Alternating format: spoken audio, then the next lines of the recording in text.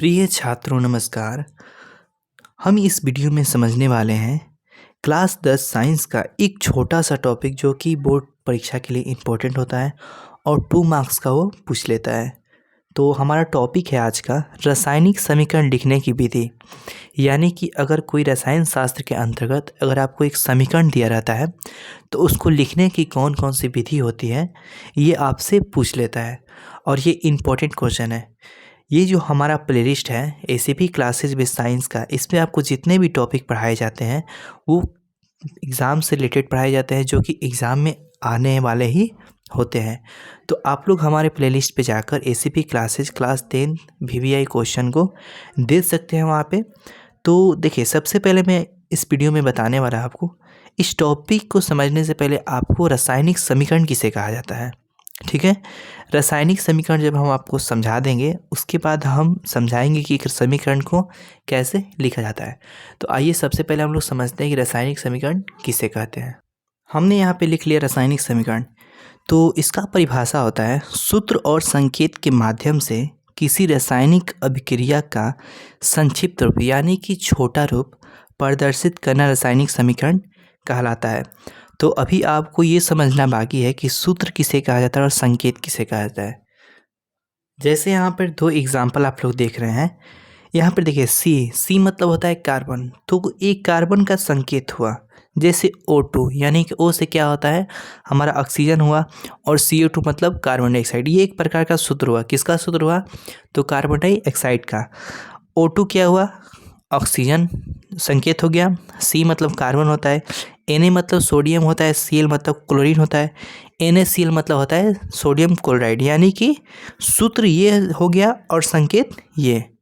तो इस प्रकार से सूत्र और संकेत के माध्यम से किसी रासायनिक अभिक्रिया का संक्षिप्त रूप यानी कि छोटा रूप, जैसे आप लोग यहाँ पर देख रहे हैं सी से जब O2 क्या कर रहा है अभिक्रिया कर रहा है तो यहाँ से CO2 बन रहा है यानी कि छोटा रूप बन रहा है।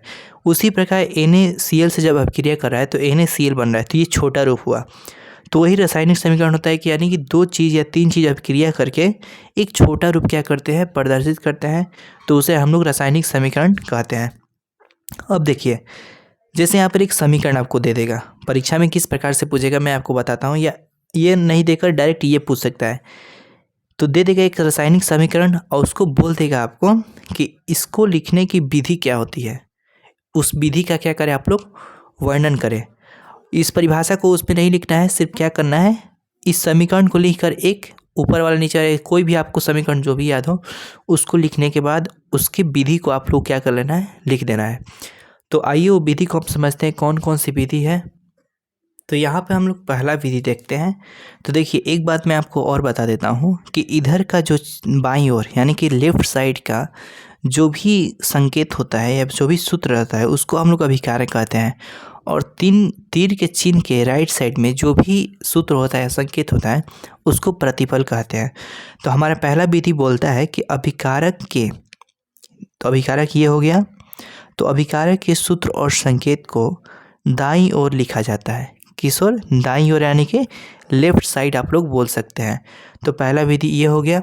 अब दूसरा विधि बोल रहा है प्रतिफल के सूत्र और संकेत को दाईं ओर यानी कि राइट साइड लिखा जाता है। तो यहाँ पर दिखाया गया है, देखिए जैसे समीकरण है तो समीकरण के तीर के राइट साइड में प्रतिफल को लिखा जाता है, इधर क्या लिखा जाता है अभिकारक को। तो 2 विधि हमारा ये हुआ। अगला है कि यदि अभिकारक में एक से अधिक पदार्थ हो तो उसके भी धन का चिन्ह दिया जाता है। यानी कि जैसे आप लोग यहाँ पर देख रहे हैं प्लस का चिन्ह, इसी को हम लोग क्या कहते हैं केमिस्ट्री में धन कहते हैं। ठीक है, तो अभिकारक में एक से अधिक, जैसे यहाँ पर Na 1 है Cl 1 है तो 2 हो गया। तो 2 हो गया तो इसके बीच में धन का चिन्ह देना क्या है अनिवार्य है। उसी प्रकार अगर प्रतिफल में एक से अधिक रहता पदार्थ तो उसमें भी हम लोग धन चिन्ह देते हैं। ठीक है, क्योंकि ये ज़रूरी होता है देना। तो तीसरा विधि हमारा ये हुआ।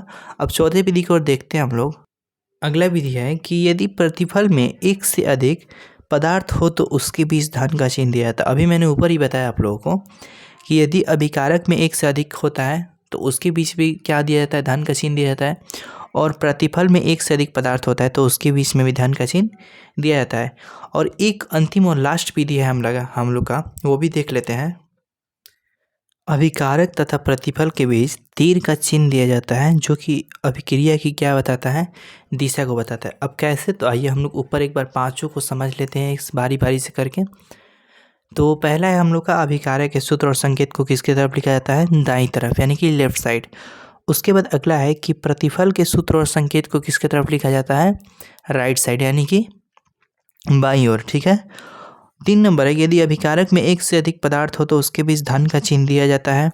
तो यहाँ पे आप लोग देख रहे हैं कि प्रतिफल में अभिकारक में क्या है, एक से अधिक है, इसलिए यहाँ पर धन का चिन्ह क्या किया गया है, दिया गया है। और प्रतिफल में भी एक से अधिक रहता है यदि पदार्थ तो उसके बीच में भी धन का चिन्ह दिया जाता है। ये हमारा 4 नंबर है। उसके बाद 5वां है कि ये जो आप लोग ये तीर का चिन्ह देख रहे हैं, यहाँ पे जो आपको तीर का चिन्ह देख रहे हैं, ये अभिक्रिया की दिशा को बताता है। यानी कि हमारा C से जब O2 अभिक्रिया कर रहा है तो हमारा अभिक्रिया के फलस्वरूप, देखिए अभिक्रिया के फलस्वरूप क्या बन रहा है, CO2। तो ये अभिक्रिया क्या बता रहा है, दिशा बता रहा है कि जब 2 पदार्थ आपस में अभिक्रिया करते हैं, 2 से अधिक पदार्थ आपस में अभिक्रिया करते हैं तो उसके बाद कुछ पदार्थों का क्या होता है, निर्माण होता है। जैसे यहाँ पर Na जब Cl के साथ अभिक्रिया कर रहा है तो तीर के चिन्ह यहाँ पर बता रहा है कि NaCl बन रहा है यानी कि सोडियम क्लोराइड बन रहा है, जिसको हम लोग नमक भी कहते हैं। तो इस प्रकार ये टॉपिक हमारा क्या होता है, समाप्त होता है। आप एक बार टॉपिक को पूरा देख सकते हैं कि हमारा टॉपिक क्या था। तो हमारा टॉपिक था रासायनिक समीकरण लिखने की विधि का वर्णन करें। तो इस प्रकार आप यहाँ पर इसका स्क्रीनशॉट ले सकते हैं और कॉपी में अच्छे से इसको नोट डाउन ज़रूर कर लीजिए क्योंकि बहुत ही इम्पोर्टेंट है। तो यहाँ पे पहला शॉट है, उसके बाद आप लोग नीचे देख सकते हैं यहाँ पे, उसके बाद ये एक और नीचे साइड यहाँ पे 5 नंबर विधि है बस। तो इस वीडियो में ये टॉपिक समाप्त होता है। इस वीडियो में इतना ही। अब मिलते हैं हम लोग अगले वीडियो में अगले किसी साइंस टॉपिक के साथ। अगर आपका किसी प्रकार का डाउट हो तो आप नीचे कमेंट बॉक्स में कमेंट करके पूछ सकते हैं। धन्यवाद।